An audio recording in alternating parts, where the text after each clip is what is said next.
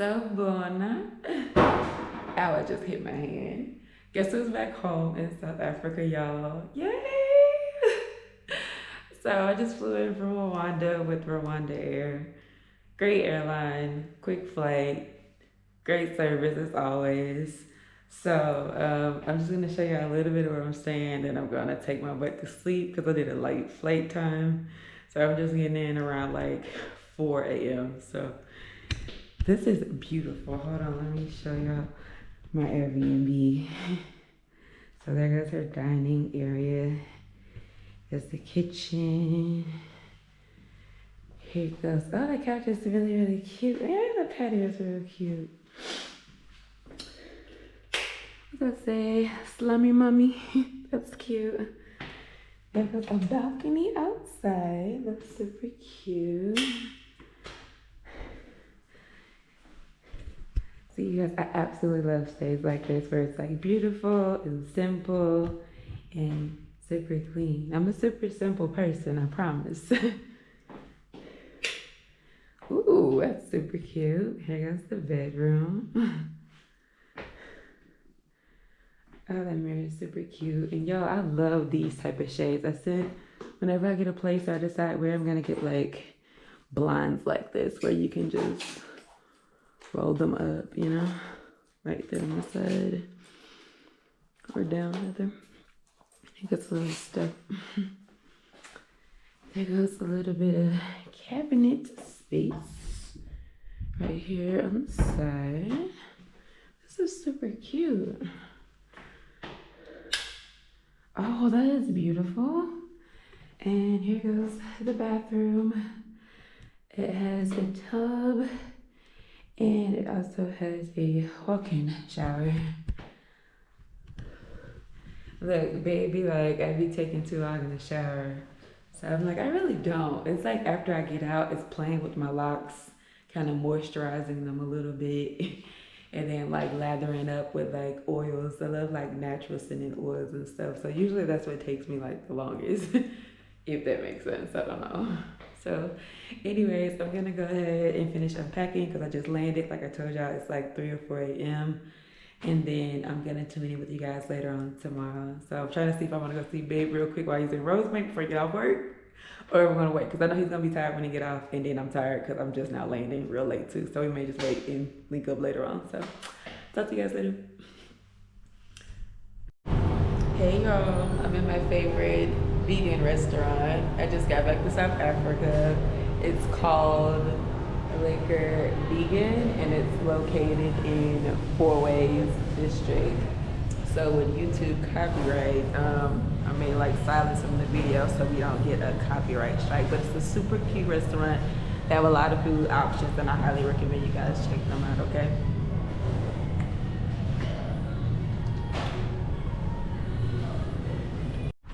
Hey y'all, sorry, y'all know how YouTube be with the copyrights. They're playing some music in the background. Shout out to the brother that I met from New Jersey that sat down and chat with me, who mentioned he was Muslim before I came back to my place. So I'm so happy, as you guys can see, to be back in South Africa. The energy just hits different. It just feels right at home.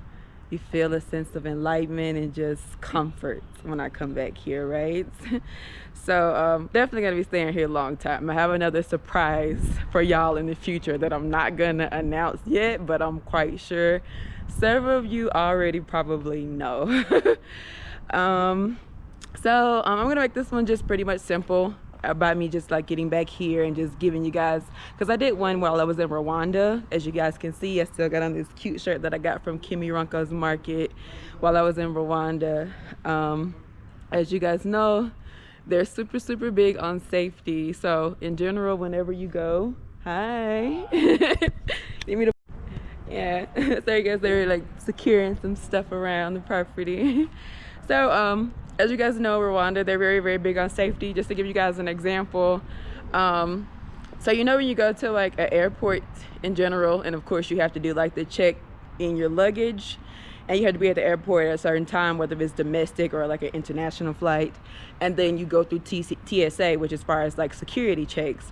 Well, again, since Rwanda's like really big on safety, just giving you guys an example, before you can even get to the airport, Places at like the airport or like their Kigali Genocide Memorial, or even like their shopping malls, you have to do a security check before you can either enter the premises of like any type of place like that, whether it's a mall or if it's like a historical site like the Genocide Memorial, or like their airport, where you pretty much have to walk through a metal detector and they pretty much look through your items that you bring in when you first arrive. And also somewhere like at the airport or like the Genocide Memorial, they also look at the person's car as well, where they do a detailed look inspection through that person's vehicle. And they also pull out like a greyhound, not a greyhound, you know, like the dogs, pretty much to sniff to make sure you don't have any illegal substances or anything in your luggage when you get to the airport before you even get to the checked luggage and stuff. So I'd be like, dang, right? But hey, I see why they're coined one of the safest countries across the globe. But yeah, so this is a basic need to know as far as things you guys will learn, or if you're like coming from like America, or whatever country you're coming from abroad, just basic things you kind of want to know for sure when you come to South Africa. One thing, for example, would be like grocery stores, like popular grocery stores that they utilize here, and all three of them are perfect. They always have whatever I need, and if it's something that I don't see, I just always make a substitute and make it easy. And the three most common grocery stores they use here would be Checkers, Pick and Pay, and Woolworths. And Woolworths, love Woolworths. I was using in Rwanda, for example, they have plastic bags banned, unfortunately, so everything is just like paper bags. And sometimes if you have something that's kind of liquid or cold, it'll like melt the bag and may bust if you like ride on the back of moto. So my Woolworth bags that I carried on my way to Rwanda from here in South Africa did me great justice. Just a FYI for those of you guys that may not know that, as far as plastic being banned in Rwanda. So definitely get you some bags, you know, as far as like if you have to go make grocery errands and stuff. But yeah, those are the biggest three grocery stores here. And what I absolutely love about that here in South Africa, because they don't even have this in the States, like even like at their malls, let's say if you're going to do like clothes shopping or going to grab a bite to eat like at a restaurant inside of a mall, well, they have their popular three grocery stores also located within the shopping center, which I think is amazing. For example, like back in the States, if you like go to a random mall, they don't have grocery stores there, so you may have to go drive down the street or whatever. But no, they have everything included, which I think is like a great concept that they have here in South Africa, where you can do all your grocery shopping, mall shopping, or if you want to grab a bite to eat, all in the same location. Also, a popular grocery store that they also have here is called Spars. That was actually my first time going there just now, and it's huge. They have a variety of options, so yeah, it's super like, you know, friendly, I guess, as far as like finding several things it is that you need. And that one again is called Spars that they have. Also, all of those grocery stores that I mentioned, they also have apps where you can download it, and you could also do pickup and you could do delivery, where you go on the app and pick whatever item it is that you need, and they can also deliver it to your doorstep really quickly too, which is wow.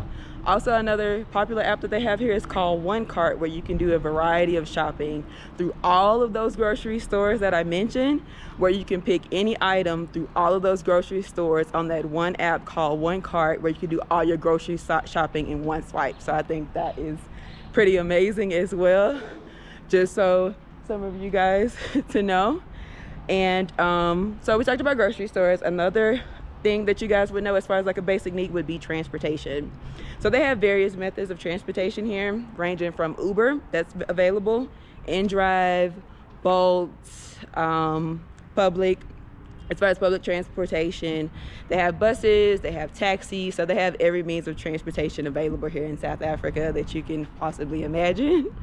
So visas, let's say if you just want to visit for the first time abroad, depending on what country you're coming from as well, as you guys know, if it's just like 90 days for whether if it's like tourism or if it's business related, and if you're coming from the States, they have the only requirement that you have to have is just a valid passport, which I think in return the US should extend that same courtesy to South African citizens in the same manner that you have that courtesy based for people who come in from the US here to South Africa. Yo, how are you?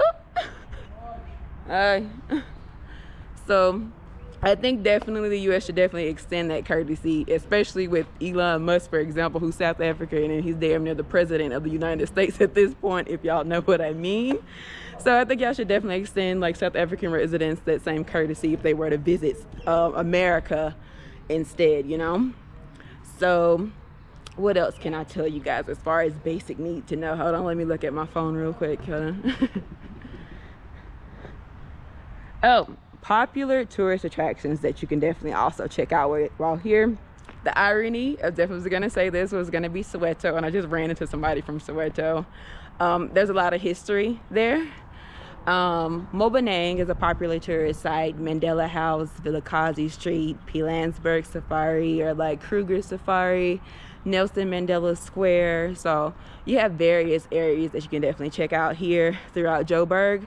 Also, I may do like another video on this at some other point, maybe like regarding like Cape Town or like Durban, because those are like different, you know, areas. So I'm just gonna keep it mainly based off Joburg. But if you definitely plan on checking out Cape Town or like Durban, I definitely did videos on popular sites that are people typically love going to as well whenever they visit those regions of South Africa as well. Oh, and the Apartheid Museum, that of course all of you guys know here wise is also, you know, has a lot of historical significance as well. As far as currency that they utilize here in South Africa would be Rand or ZAR. So just to give you guys kind of like how that works. So 1 USD is approximately about 17 to 18 Rand when you do a conversion, pretty much on knowing how much that is. And let's see what else. As far as like contactless pay options, they have that very readily available as well when you go to like typical grocery stores, or you're just running to make errands, or a mall or whatever. They typically use a Yoko machine. I kid you not, you guys, that works better.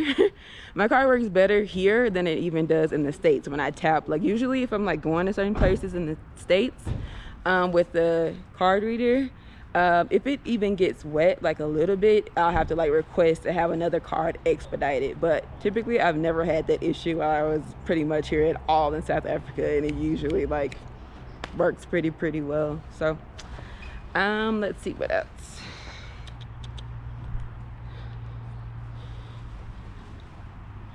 A popular airline that they also utilize here would be Fly Safari, and is ranked one of the best airlines here throughout the entire continent, and it's mainly based here in South Africa.